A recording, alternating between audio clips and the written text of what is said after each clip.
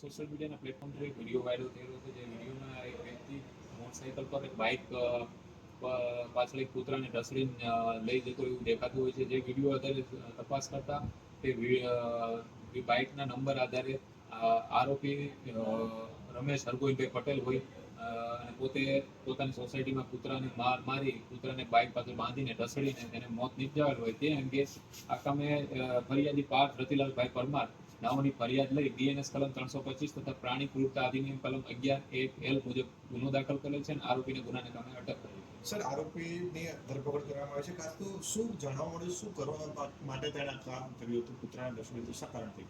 આ કામના આરોપીનું કહેવાનું એવું હતું કે તેના સોસાયટીમાં કોઈ સભ્યને કૂતરાનું કરડવાના કારણે તેને ગુસ્સામાં આવીને કૂતરાને માર મારેલો હતો અને ત્યારબાદ તેને બાંધીને ચાંદલોડિયા રેલવે બ્રિજ નીચે ફેંકી આવેલો હતો. ઓકે. અને સર, આ જે ફરિયાદી છે, ફરિયાદી કોણ છે, કોને ફરિયાદ? ફરિયાદી જીવદયા સંસ્થા દર્શનના ટ્રસ્ટી છે. ઓકે.